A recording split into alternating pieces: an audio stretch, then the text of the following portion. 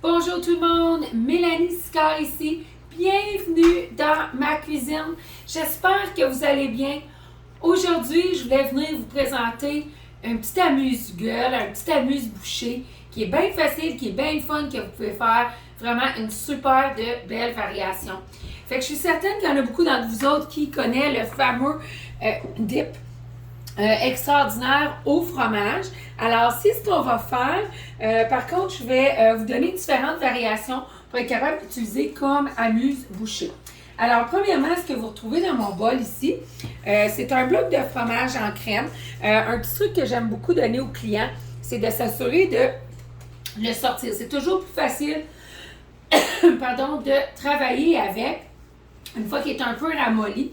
Et ce que nous allons rajouter, c'est le fameux FCB pour fromage, ciboulette et bacon. Et je vais utiliser ma fameuse petite cuillère 4 en 1, et je vais rajouter une cuillère ici à table du mélange FCB. Et pour nos fameuses cuillères, comme vous savez, vous avez la cuillère à table, la cuillère à thé, on la tourne, on a une demi ici par en arrière, une petite ligne qui fait votre petit corps ici de carré à thé. Alors, le fameux FCB, super bon pour les œufs, super bon dans des patates pilées. Vraiment, là, un all-in-all super winner. On va rajouter, entre autres, la fameuse trempette 3 oignons. Encore une cuillère à thé ici qu'on rajoute. Le 3 oignons, 3 cuillerées à table de notre fameux mélange 3 oignons et l'équivalent d'un oignon moyen. Alors, si jamais vous manquez d'oignons dans une recette, vous pouvez toujours faire appel à notre fameux 3 oignons. Et nous allons rajouter le fameux aneth et citron qui est super bon pour vos salades aux patates, de la sauce tartare, du poisson. Si vous n'êtes pas trop, par contre, aneth et citron pour votre trempette chaude au fromage, vous pouvez toujours la modifier en rajoutant à la place du aneth et citron, rajouter ail et herbe. Et si jamais vous avez un petit goût un petit peu plus épicé, mais je vous invite de rajouter peut-être un petit coup de chipotle. Mais continuons à faire notre super de recette. Fait qu'on a nos 3 fameux mélanges d'épices là-dedans.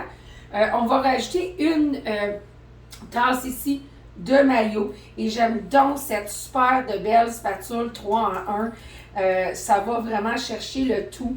Ça va, c'est fameux pour les super de bouteilles de ketchup et de moutarde. Où est-ce qu'on ne veut pas se salir les mains, là.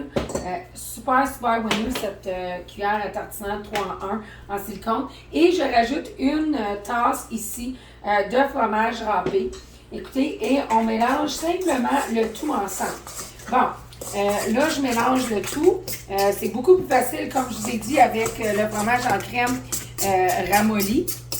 Comme vous pouvez voir, moi, je l'ai sorti à peu près 2 heures avant parce que je savais que je m'en venais faire ceci.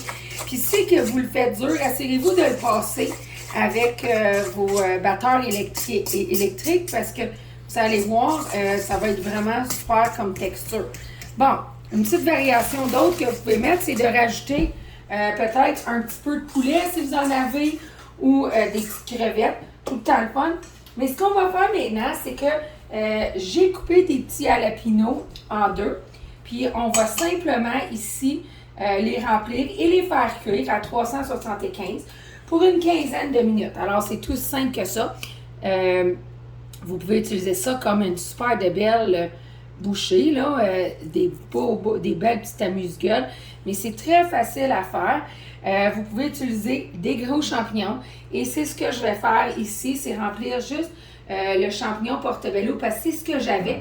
Par contre, quand je reçois et je veux faire des petites bouchées, c'est super le fun d'utiliser les fameux champignons crémini.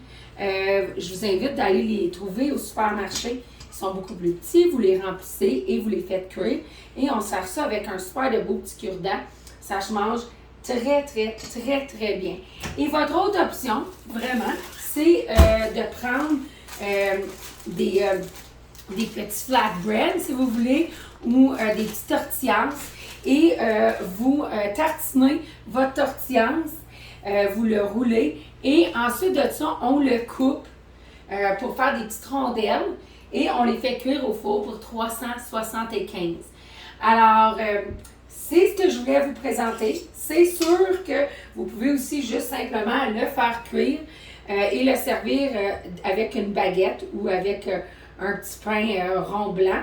Si vous faites cela, ou est-ce que vous prenez le fameux pain blanc qui est plus gros comme ça, puis qu'on fait un trou dans le milieu, vous voulez faire cuire votre trempette chaude avant pour pas que votre pain devienne très croustillant et dur. Alors sur ça, j'espère que vous avez aimé ma petite amuse-bouchée et puis partagez avec nous ce que vous avez aimé. Sur ça, je vous souhaite une excellente journée. Bye tout le monde!